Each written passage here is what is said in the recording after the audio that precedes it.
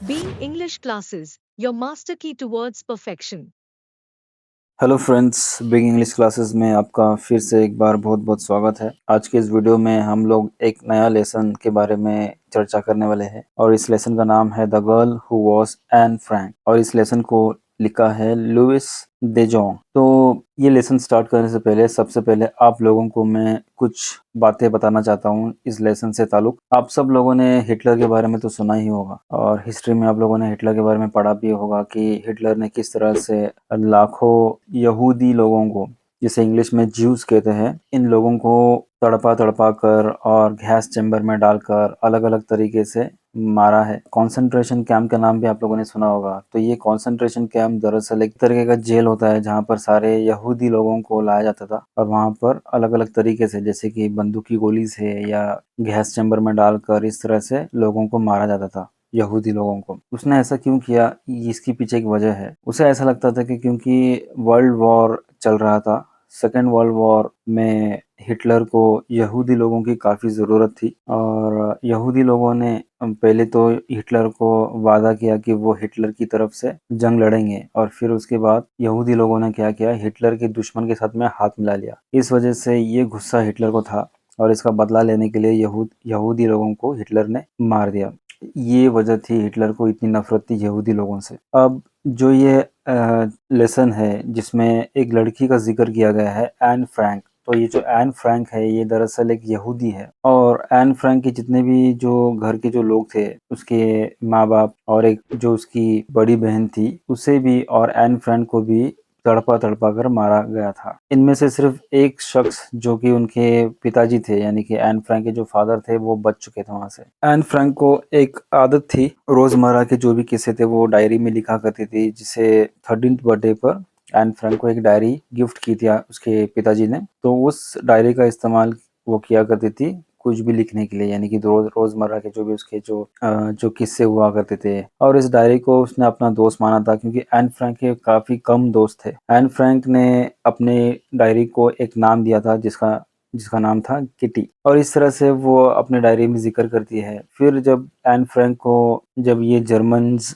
यानी कि जो हिटलर के जो लोग थे, सोल्जर्स थे, जब उन्होंने कब्जा करना शुरू किया और ज्यूज के लोगों को मारना शुरू किया, तो एन फ्रैंक और एन फ्रैंक की जो फैमिली थी वो नेदरलैंड चली जाती है। वहां पर भी नेदरलैंड को भी कब्जा किया जाता है हिटलर की तरफ से। और फिर एन फ्रैंक के परिवार के पास और कोई रास्ता नहीं होता छुपने के अलावा, तो वो नेदरलैंड में ही वहीं पर ही वो ऑटो फ्रैंक, यानी कि जो एन फ्रैंक के जो पिताजी थे उनका नाम ऑटो फ्रैंक था, और जहाँ पर वो ऑटो फ्रैंक का जो ऑफिस था, उनके पिताजी का जो ऑफिस था, वहीं पर वो लोग ऊपर माले पर, यानी कि कहीं कोने में, एनेक्स कहते हैं उसको, वहां पर छुपा करते थे। एन फ्रैंक को मिलाकर कितने लोग थे वहां पर, जो वहां पर छुपे हुए थे? 8 लोग थे। और फिर आगे जाकर वहीं रहते रहते एन फ्रैंक क्या करती है, उस डायरी का इस्तेमाल करती है और वहां पर वो लिखना शुरू करती है जो भी कुछ वहां पर गुजरता था एन फ्रैंक पर और एन फ्रैंक के लोगों पर। इस तरह से बाद में आगे जाके क्या होता है कि जो जर्मन्स है वो एन फ्रैंक के लोगों को पकड़ लेती है और फिर उन्हें कॉन्सेंट्रेशन कैंप ले जाया जाता है, वहां पर जहां पर लोगों को पनिशमेंट दी जाती थी। और इस तरह से एन फ्रैंक और उसकी जो बड़ी बहन थी, टाइफाइड की वजह से धीरे धीरे वो मर जाती है। और उनमें से सिर्फ एक इंसान, यानी कि जैसे मैंने आप लोग को बताया था कि एन फ्रैंक के जो पिताजी थे वो बच जाते हैं। जब ये सब वर्ल्ड वॉर सब कुछ खत्म हो चुका, उसके बाद ऑटो फ्रैंक जो थे, एन फ्रैंक के जो पिताजी, वो फिर से वहीं जाते हैं जहां पर इन सब लोगों को पकड़ा गया था। और फिर आगे जाके पता चलता है कि जो एन फ्रैंक की जो डायरी थी वो मियप नाम की एक औरत थी, जो एन फ्रैंक के पिताजी की वहां पर ऑफिस में काम करने वाली एक औरत थी, जो बाद में आगे जाकर एन फ्रैंक के पिताजी को वो डायरी दे देती है। एन फ्रैंक के रहते उसके पिताजी ने कभी भी एन फ्रैंक की डायरी को पढ़ना नहीं चाहा, क्योंकि पिताजी नहीं चाहते थे कि एन फ्रैंक की प्राइवेसी को ठेस पहुंचे। एन फ्रैंक के मरने के बाद पिताजी ने वो सारे डायरीज पढ़ना शुरू किया और काफी इमोशनल हुए। फिर जाकर उनके पिताजी को ऐसा लगा कि ये जो डायरी है इसे एक किताब की शक्ल दे देनी चाहिए, क्योंकि एन फ्रैंक का भी यही उम्मीद थी कि एन फ्रैंक भी बड़ी होकर एक राइटर बने, एक ऑथर बने। उसका सपना पूरा करने के लिए पिताजी ने क्या किया, उस डायरी को एक किताब की शक्ल दी और उसे पब्लिश किया। पब्लिश होने के बाद लोगों को पता चला कि एन फ्रैंक कौन थी और किस तरह से बुरे हालात से वो गुजरी, और वो सारी चीजें जो एन फ्रैंक ने अपने डायरी में लिखा था। और इस तरह से एन फ्रैंक फेमस हुई। एन फ्रैंक के जो किताब थी वो लगभग 19 अलग-अलग लैंग्वेज में ट्रांसलेट की गई। एन फ्रैंक के डायरी को एक ड्रामा की शक्ल भी दी गई थी और फिर आगे जाकर उस ड्रामा के बेस पर एक फ़िल्म भी तैयार की गई थी। तो इतना समरी आप लोगों के लिए काफ़ी है। चलिए शुरू करते हैं एक्चुअल लेसन के साथ और सीखते हैं एन फ्रैंक के बारे में। Have you heard of Adolf Hitler? जैसे कि मैंने आप लोगों को पहले ही बताया, एडोल्फ हिटलर कौन थे? वो एक जर्मन पॉलिटिशियंस थे, लीडर थे और उन्होंने एक पार्टी फॉर्म की थी जिसका नाम था Nazi. What comes uppermost to your mind when you think of him? जब आप हिटलर के बारे में सोचते हो तो सबसे पहली चीज आपके जहन में क्या आती है? ऑब्वियसली हमें हिटलर एक चीज के लिए काफी फेमस जाने जाते हैं, जो कि उन्होंने लाखों ज्यूज को मारा था गैस चैम्बर में। चलिए शुरुआत करते हैं। And how do you know that the human race is worth saving? An argumentative young student once asked his professor. Said the professor, I have read Anne Frank's diary. तो ये एक flashback है, यानी कि ये लेसन जो है दरअसल इस तरह से लिखा गया है कि पहले हमें दिखाया गया है कि दो शख्स है, एक स्टूडेंट है और एक प्रोफेसर है। दोनों के बीच एक बातचीत हो रही है। जो स्टूडेंट है वो प्रोफेसर से ये पूछते हैं कि ऐसा ज़रूरी क्यों है कि हमें एक पर्टिकुलर जाति को बचाया जाना चाहिए? क्या ये हमारे लिए फ़ायदेमंद है? इसमें क्या फ़ायदा है? तो जो प्रोफेसर है वो कहते हैं कि मैंने एन फ्रैंक की डायरी पढ़ी है। इसके पहले और बहुत सारी बातें हुई होंगी दोनों के बीच, लेकिन ये शुरुआत है लेसन की और यहाँ से एक्चुअल लेसन स्टार्ट होता है। How this diary of a teenage girl came to be written and saved is a story has dramatic का मतलब काफी नाटकीय है। has the diary itself, जितनी ये डायरी नाटकीय है उतनी ही ड्रामेटिक एन फ्रैंक की स्टोरी है और किस तरह से इस डायरी को बचाया गया और ये सारी चीजें। तो ये जो डायरी है ये किसने लिखी है? एक टीनेज गर्ल ने, यानी एक युवा लड़की ने। तो टीनेज गर्ल की जो उम्र होती है दरअसल ये 14, 15, 16, 17 साल की जो उम्र के जो बच्चे होते हैं या लड़के लड़कियां होती है उनको टीनेज कहा जाता है। तो ये एक बहुत ही नाटकीय तरीके से इस डायरी को बचाया गया और no one foresaw the tremendous impact. Foresaw का मतलब आगे कभी उन्होंने सोचा नहीं था, किसने ऐसा सोचा नहीं था कि इसका इतना बड़ा असर होगा इस डायरी का लोगों के ज़हन पर, लोगों के दिलो दिमाग पर। That the small book would have not even her father, कि यहाँ तक कि इसका जो असर था लोगों के जहन पर, ये इतना बड़ा प्रभाव होगा कि उसके पिताजी ने भी कभी ऐसा सोचा नहीं था पब्लिश करते वक्त कि ये किताब इतनी फेमस हो जाएगी और लोगों को इतनी पसंद आएगी। Who had it published after Anne's death in a Nazi concentration camp. तो एन फ्रैंक जो थी एक्चुअली उसकी जो मौत हुई थी वो नाजी के कंसंट्रेशन कैंप में हुई थी और उसके मरने के बाद ही पिताजी ने उस डायरी को पब्लिश किया था। The diary of Anne Frank has now been published in 19 languages including German and had sold nearly 2 million copies. तो करीब करीब ये जो एन फ्रैंक की जो किताब थी जिसे पब्लिश किया गया था, इसे 19 अलग अलग लैंग्वेज में ट्रांसलेट किया गया था, जिसमें से जर्मन भी एक लैंग्वेज थी। और इस किताब की जो कॉपियां थी वो लगभग 2 मिलियन कॉपीज, यानी कि आप सोच सकते हो कि 20 लाख कॉपीज बेची गई थी। तो आप इमेजिन करो ये किताब कितनी फेमस हुई होंगी उस जमाने में। Made into a play by Frances Goodrich and Albert Hackett, ये नाम आपको ध्यान में रखना है, एग्जाम में आते भी है कि इस किताब को एक ड्रामा की शक्ल भी दी गई और इस ड्रामा को बनाने वाले जो थे वो थे Frances Goodrich and Albert Hackett. It won the Pulitzer Prize for drama, इस ड्रामा के लिए भी उन्हें एक प्राइज दिया गया, पुलित्जर प्राइज बोलते हैं उसको, सबसे बड़ा प्रेस्टिजियस प्राइज होता है ये। And in the 1956 and 1957 season alone played in 20 different countries to 2 million people, यानी 20 लाख लोगों ने एक साथ 20 अलग अलग देशों में इस ड्रामा को देखा था। कौन से साल में? 1956 और 1957 में, ये आपको याद रखना है। In London it rain for nearly 6 month at the Phoenix theatre, और 6 महीने तक लगातार फिनिक्स नाम का एक थिएटर है लंदन में, वहां पर 6 महीना लगातार ये फिल्म दिखाई गई, लोग जाकर देखते थे। 20th century Fox turned it into a film, जिसे फिल्म में तब्दील करने वाले कौन थे? ये 20th सेंचुरी फॉक्स एक प्रोडक्शन हाउस है, जैसे हमारे यहाँ पे प्रोडक्शन हाउस है फिल्मों के, ठीक उसी तरह से फॉरेन कंट्रीज में भी प्रोडक्शन हाउस थे। और वो कौन सा प्रोडक्शन हाउस था? 20th century Fox. To understand this amazing response it is necessary first to understand the girl who was Anne Frank. ये सारी चीजें समझने के पहले, इसका जो सबसे पहले हमें ये समझना होगा कि एन फ्रैंक कौन थी और इस लड़की को समझना होगा सबसे पहले। When Hitler came to power, Otto Frank was a banker। अब ये ऑटो फ्रैंक कौन है? ये एन फ्रैंक के फादर का नाम है। तो उस वक्त वो जमाना था जब हिटलर अपने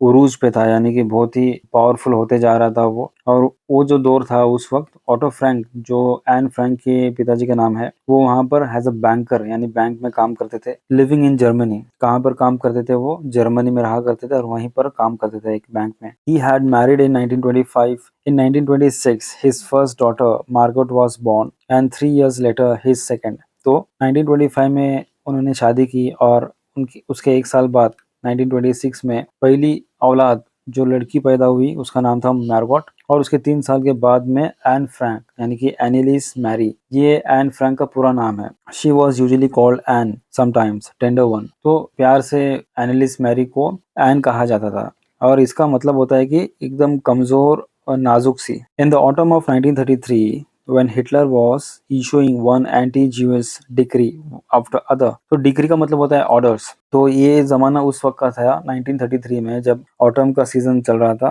ऑटम सीजन का एक्चुअली मतलब ये होता है कि जब पतझड़ का मौसम होता है उसको ऑटम बोलते हैं हम लोग। तो वो जो दौर था 1933 का, उस वक्त जो हिटलर था वो काफी पावरफुल होते जा रहा था और उसने क्या किया, ये जितने भी यहूदी लोग थे इसके अगेंस्ट, उनके खिलाफ एक ऑर्डर पास किया। ऑर्डर क्या था? जहाँ कहीं भी यहूदी दिखाई दे उनको पकड़कर कंसंट्रेशन कैंप में लाया जाना चाहिए। Otto Frank decided to emigrate to the hospitable Netherland. जैसे ही ये ऑर्डर पास हुआ तो ऑटो फ्रैंक को समझ में आ गया कि अब वहां पर रहना खतरे से खाली नहीं है, और उन्होंने क्या किया, वो जो जर्मनी थी उसको छोड़कर वो नेदरलैंड चले गए। हॉस्पिटेबल का मतलब होता है friendly. He started a small firm in Amsterdam. Amsterdam ये नेदरलैंड में ही है, और नेदरलैंड में जाने के बाद में एन फ्रैंक के जो पिताजी थे उन्होंने एक बिजनेस स्टार्ट किया। Shortly before the outbreak of the war, यानी वॉर स्टार्ट होने के पहले, सेकेंड वर्ल्ड वॉर स्टार्ट होने के पहले वहां पर ऑटो फ्रैंक चले गए थे और वहां पर उन्होंने एक छोटा सा बिजनेस स्टार्ट किया।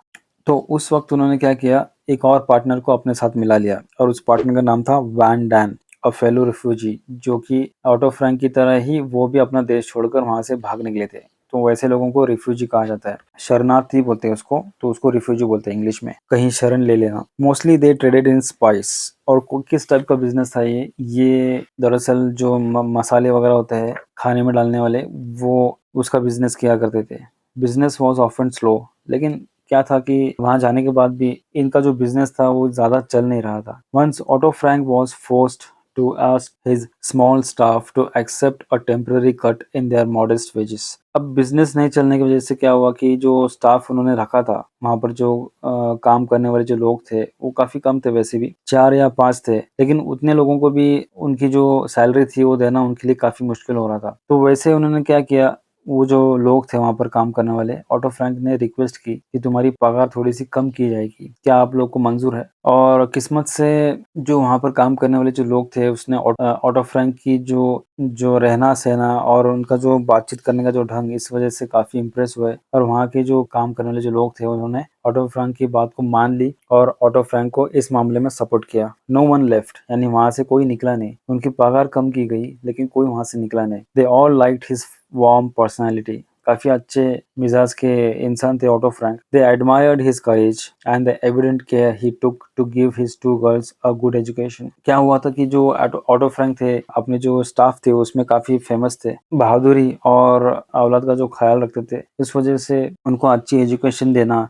उनके बारे में ख्याल रखना, ये सारी चीजें ऑफिस के जो लोग थे वो इसलिए इसलिए ऑटो फ्रैंक काफी पसंद आया करते थे। As a pupil, Anne was not particularly brilliant. Pupil का मतलब होता है कि स्टूडेंट। एक स्टूडेंट होने के नाते एन इतनी समझदार यानी इतनी ब्रिलियंट नहीं थी, होशियार नहीं थी। Most people believed with her parents that Margot her Elder sister was more promising. Promising का मतलब होता है किसी चीज से आस लगाना। काफी सारे लोगों को और एन फ्रैंक के जो पेरेंट्स थे उनको ऐसा लगता था कि जो मार्गोट है, बड़ी बहन एन फ्रैंक की, वो ज्यादा समझदार है, लेकिन आगे जाकर पता चलता है कि एन फ्रैंक काफी समझदार थी। Anne was chiefly remarkable for the early interest she took in other people. She was emotional and strong-willed. Real problem child. तो एन फ्रैंक की एक खासियत क्या थी कि वो ज़्यादा इमोशनल थी और काफ़ी स्ट्रॉन्ग विल्ड थी, यानी बहुत ही मजबूत इरादे वाली थी। ऐसे जो लोग होते हैं ये भी इमोशनल होते हैं। और प्रॉब्लम चाइल्ड यानी खुद में वो अपने आप में ही उलझे हुए रहते हैं ऐसे लोग, इसलिए अ रियल प्रॉब्लम चाइल्ड, क्योंकि ज़्यादा इमोशनल होना भी अच्छी बात नहीं होती। एन फ्रैंक की एक और खासियत ये थी कि वो लोगों में ज़्यादा घुलना मिलना, लोगों से ज़्यादा बात करना, इसमें ज़्यादा इंटरेस्ट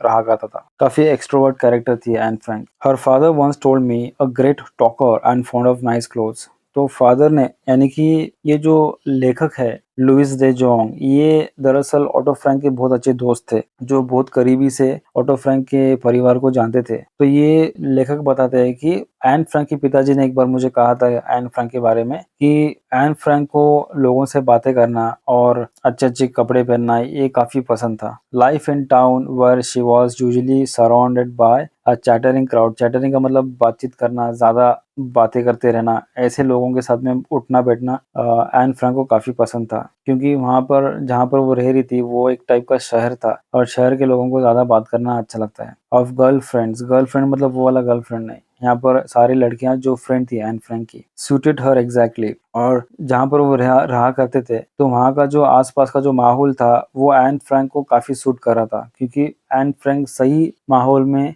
जाकर रह रही थी जहाँ एन फ्रैंक को और बढ़ावा मिले, अच्छे-अच्छे लोग मिले। This was lucky fact because the Frank family could only rarely afford a holiday not did they own a car. जहाँ पर वो आकर रह रही थी नीदरलैंड में, वहाँ पूरा इलाका अलग था, क्योंकि ये नई चीज़ थी, नई जगह थी एन फ्रैंक के लिए। क्योंकि हम लोग कहीं जाना, हॉलिडे पे लंबी छुट्टियों पर जाना, टूर पर जाना, ये हमारे लिए मुमकिन नहीं था, क्योंकि उनके पास ज़्यादा पैसे नहीं हुआ करते थे ये सारी चीज़ों के लिए, और ना ही वो किसी इतनी आमदनी थी ऑटो फ्रैंक की कि वो एक गाड़ी खरीद सके। लेकिन वो काफ़ी लकी थे कि उनको नीदरलैंड जैसी जगह पर आकर रहने का मौका मिला उस वक्त जब हिटलर का ज़माना था। व्हेन द नाज़ीज़ इन्वेडेड मतलब कब्जा करना। कहाँ पर उन्होंने कब्जा किया? जहाँ पर ऑटो फ्रैंक भागे थे छुपने के लिए, वहाँ पर भी वो आकर कब्जा करते हैं, नीदरलैंड्स। ओके, इन मई 1940। तो ये कब हुआ कब्जा? 1940 में। आपको इस लेसन में बहुत सारे डेट्स मिलेंगे, उस डेट पर क्या क्या हुआ ये आपको याद रखना है। जैसे एन फ्रैंक का जन्म कब हुआ, और एन फ्रैंक की सबसे पहली कॉपी कब पब्लिश हुई, कब ड्रामा पब्लिश किया गया, ये सारी चीज़ें आपको याद रखनी है।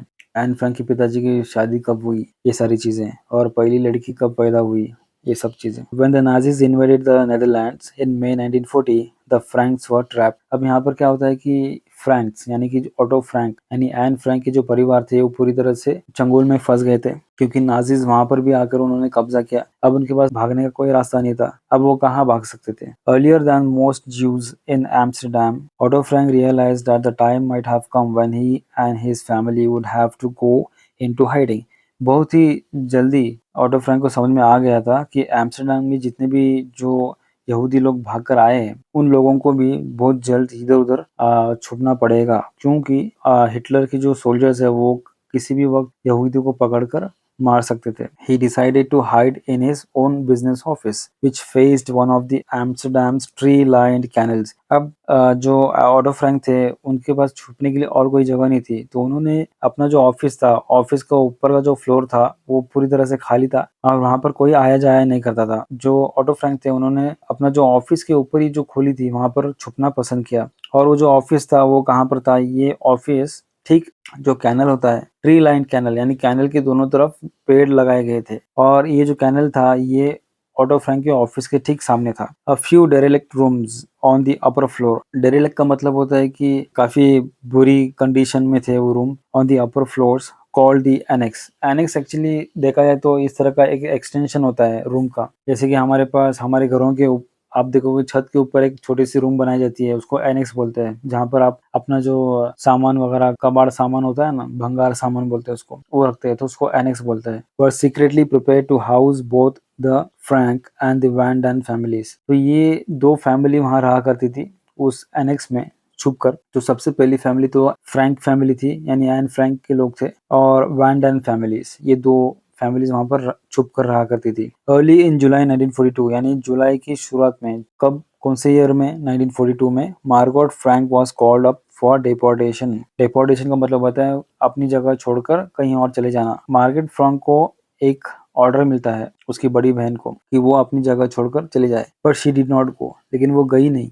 Straight away, the Franks moved into their hiding place, and the Van Dans followed shortly afterwards. और उसके बाद क्या होता है कि वो इस ऑर्डर को मानते नहीं है और सीधे तौर पर वो जाकर छुप जाते हैं। और ऑटो फ्रैंक जहाँ कहीं भी ऑटो फ्रैंक के लोग जाते थे, वहीं वहीं वैन डैन के भी लोग जाया करते थे। 4 months later, यानी छुपने के 4 महीने बाद, later they took into their camp lodgings another Jew a dentist. 4 महीने का अरसा गुजरता है छुपने का, उसके बाद में एक और जू वहां पर आकर रहना शुरू करता है ऑटो फ्रैंक और वैन डैन फैमिली के साथ में। और वो जो जू होता है, वो जो यहूदी होता है, वो एक्चुअली एक डेंटिस्ट होता है। आगे बढ़ते हैं, सॉन्ग बर्ड इन हाइडिंग, यानी कि एक ऐसी गाना गाने वाला परिंदा जिसे कैद किया गया हो। There were 800 people। कितने लोग थे वहां पर? 8 लोग थे, जो ऑटो फ्रैंक और वैन डैन फैमिली को मिलाकर और वो डेंटिस्ट को मिलाकर 8 लोग थे। तो इनडायरेक्ट क्वेश्चन ऐसे भी आ सकता है कि वैन डैन फैमिली में कितने लोग थे। अगर वैन डैन फैमिली की बात की जाए तो ऑटो फ्रैंक फैमिली में कितने लोग थे? माँ बाप और 2 बहन मिला के 4 थे, और एक एक्स्ट्रा जो आया था वो डेंटिस्ट था, यानी कि 5। तो वैन डैन की फैमिली में कितने लोग थे? 3 लोग थे।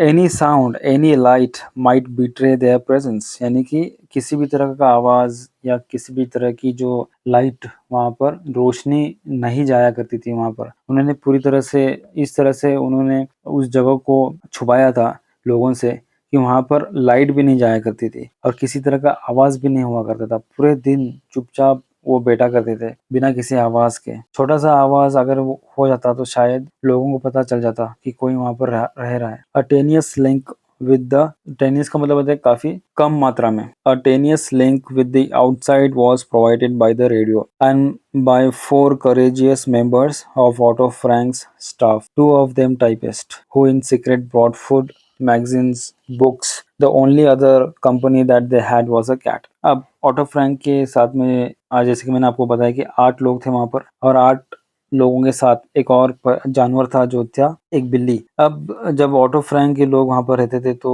बाहर की दुनिया से उनका पूरी तरह से रिश्ता कट हो चुका था, लेकिन रेडियो काफी कम आवाज में वो सुना करते थे ताकि रेडियो की आवाज भी बाहर ना जाए, और इस तरह से वो बाहर की दुनिया की सारी मालूमात हासिल करते थे। और इसी के साथ जो 4 ऐसे लोग थे ऑटो फ्रैंक के स्टाफ्स, और यानी कि ऑटो फ्रैंक के ऑफिस में 4 लोग ऐसे थे जो ऑटो फ्रैंक को मदद किया करते थे, खाना और मैगजीन्स और किताबें लाकर दिया करते थे। ये सारी चीजें सीक्रेटली हुआ करती थी। While in hiding, Anne decided to continue a diary which her parents had given her on her 13th birthday। वहाँ छुपे रहते वक्त तो एन ने सोचा कि जो डायरी उसके पिताजी ने उसे दी थी 13th बर्थडे पर, उसका इस्तेमाल करे और कुछ लिखना शुरू करे। She described life in the annex with all it's inevitable tensions and quarrels। Inevitable का मतलब होता है जिसे कभी इग्नोर ना किया जा सके, क्योंकि ये होना ही था, क्योंकि इतने सारे अलग अलग तरह के लोग वहां पर रह रहे थे, अलग अलग मेंटेलिटी के लोग रह रहे थे, तो ये मतभेद और एक दूसरे में मन मुटाव, ये सारी चीजें तो होनी ही थी।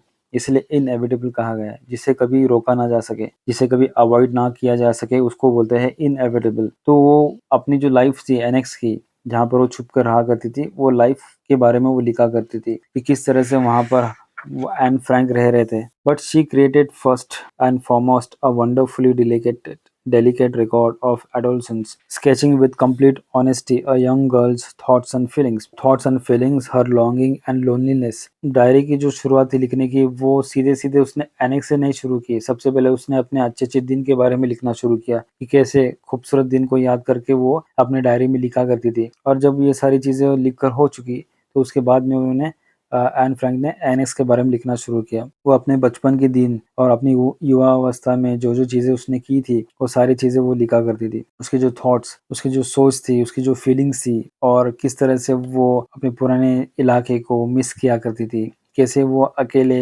वहाँ एनेक्स में अपने आप को अकेला फील कर रही है, वो सारी चीजें वो लिखना शुरू करती थी अपनी डायरी में। थी I feel like a song bird whose wings have been brutally torn out and who is flying in utter darkness against the bars of its own cage। वो कहती कि मुझे ऐसा फील होता है कि मैं एक परिंदा हूँ, जिस तरह से एक परिंदे के पर काफी बहरे में से नोच दिए जाते हैं और फिर उस परिंदे को छोड़ दिया जाता है पिंजरे में, और किस तरह से वो फड़फड़ाता है, उस तरह से मानो मैं भी उस तरीके का परिंदा हूँ। तो वो अपने आप को एक परिंदा समझती है कि जिसे कैद किया गया हो, और वो परिंदा अंधेरे में फड़फड़ा रहा हो, क्योंकि वो वहां पर जहाँ पर वो रह रही थी वो पूरी तरह से अंधेरा था, और इसलिए वो सोचती है कि मैं भी उस तरह का परिंदा हूँ। She wrote when she had been isolated. Isolated का मतलब होता है लोगों से अलग हो जाना। From the outside world for nearly 16 months। तो कितने दिन वो छुपी रही वहां पर? 16 महीने। 2 months later she had filled every page of the diary, a small book bound in a tartan cloth, and one of the typists, Mia, gave her an ordinary exercise book. Later she used Margot's chemistry exercise book। अभी 2 महीने भी नहीं हुए थे वहां पर छुप कर, लेकिन एन फ्रैंक ने अपनी पूरी डायरी लिख कर भर दी। और उसके बाद में वो डायरी दिखती कैसी थी? वो डायरी को कवर दिया गया था एक कॉटन क्लॉथ से। टार्टन क्लॉथ, टार्टन क्लॉथ का मतलब होता है काफी कड़क होता है वो, पुट्टे टाइप। और इस तरह से उस डायरी को बाउंड किया गया था, बनाया गया था। डायरी लिखकर खत्म होने के बाद क्या होता है कि उसके पास और कोई चीज नहीं होती लिखने के लिए। तो मेयप जो टाइपिस्ट थी वहां पर ऑटो फ्रैंक के ऑफिस में काम करने वाली, वो क्या करती है, वो उसे किताबें ला कर देती है, एक्सरसाइज बुक्स लिखने के लिए। जब वो भी खत्म हो चुकी, एन फ्रैंक ने क्या किया, मार्गोट के जो केमिस्ट्री के एक्सरसाइज बुक्स थे स्कूल के, तो वो उस पर लिखना शुरू किया। Her diary reveals the trust she puts in a wise father. वो अपने पिताजी पर काफी भरोसा रखते थे क्योंकि उसके पिताजी काफी समझदार थे और वो एन फ्रैंक की फीलिंग को अच्छी तरह से समझ सकते थे। Her grief because she feels it, her mother does not understand her. The ecstasy of a first rapturous kiss exchanged with the Van Dan's 17-year-old son। तो यहाँ पर जो एन फ्रैंक है वो अपने पिताजी से ज्यादा क्लोज है क्योंकि उसे लगता था कि उसके पिताजी जो है वो एन फ्रैंक को अच्छी तरह से समझ सकते हैं, उसकी फीलिंग्स को समझ सकते हैं। वहीं जो एन फ्रैंक की जो मदर थी वो ज्यादा एन फ्रैंक के करीब नहीं थी। उसे ऐसा लगता था कि उसकी जो माँ है वो एन फ्रैंक को समझ नहीं सकती। इस डायरी में वो ये भी लिखती है कि अपने जो सीक्रेट मोमेंट्स है वो भी लिखती है कि किस तरह से वो वैन डैन है, उसके जो लड़का है 17 साल का, उसके साथ कैसे उसके अफेयर हुए वहां पर रहते रहते। उसकी जो पहली किस के बारे में वो उसमें जिक्र करती है। तो ये सारी चीजें सीक्रेट थी। Finally the flowering personality eager to face life with adult courage and mature self insight। तो यहाँ पर जो 17 साल का जो वैन डैन का जो बेटा था उसके पर्सनैलिटी के बारे में जिक्र किया कि उसका मिजाज कैसा था, खुशनुमा मिजाज और काफी खिला हुआ व्यक्तित्व था उसका। eager to face life with adult courage and mature self insight, यानी कि जो वैन डन का जो बेटा था वो उस उम्र में भी काफी बहादुर था और अपनी उम्र से ज्यादा मैच्योर था। तो ये सारी जो पर्सनैलिटी, ये जो सारी थी चीजें थी वो एन फ्रैंक को काफी इम्प्रेस किया करती थी। On a slip of a paper Anne wrote fake names which she intended to use in case of publication. Anne Frank ने ये भी सोचा था कि ये डायरी को पब्लिश किया जाएगा, उसकी उम्मीद थी कि ये डायरी पब्लिश हो जाए, इसलिए उसने पहले ही एक छोटे से पेपर के टुकड़े पर ये सारे जो नाम थे उसे एक अलग बनावटी नाम दिए गए थे कि अगर कभी ये डायरी पब्लिश की जाएगी तो ये नामों को इस्तेमाल किया जाएगा और जो रियल नेम्स है उसको छुपाया जाएगा। For the time being the diary was her own secret which she wanted to keep from everyone, especially from the grumpy dentist. Grumpy का मतलब होता है कि चिड़चिड़ा इंसान। With whom she had to share her tiny bedroom। एन फ्रैंक के साथ में ये जो डेंटिस्ट है वो रहा करता था वहां पर, उसे शेयर करना पड़ता था उस डेंटिस्ट के साथ में अपना रूम। और इस डेंटिस्ट के चिड़चिड़े मिजाज की वजह से एन फ्रैंक उसे पसंद नहीं किया करती थी। वो नहीं चाहती थी कि डेंटिस्ट जो है वो एन फ्रैंक की किताब को पढ़े, इसलिए वो अपनी किताब को छुपा कर रखती थी। वो कहाँ पर छुपा के रखती थी? अपने पिताजी के सूटकेस में। और उसके पिताजी भी एन फ्रैंक को उस किताब को अपने सूटकेस में रखने की इजाजत देते थे। Her father allowed her to put her diaries in his briefcase. He never read them until after her death. उसके पिताजी इतने अच्छे थे कि वो एन फ्रैंक की प्राइवेसी को रिस्पेक्ट किया करते थे और एन फ्रैंक के मौजूद होने तक उन्होंने कभी उस किताब को पढ़ा नहीं। एन फ्रैंक की मौत के बाद उसके पिताजी ने एन फ्रैंक की डायरी को पढ़ना शुरू किया। और इस वीडियो में बस इतना ही। उम्मीद करता हूँ आपको ये लेसन समझ में आया होगा और जल्दी मैं पार्ट 2 के साथ में आप लोगों के सामने हाजिर होऊंगा। और बने रहे बीइंग इंग्लिश क्लासेस के साथ में। Thank you very much.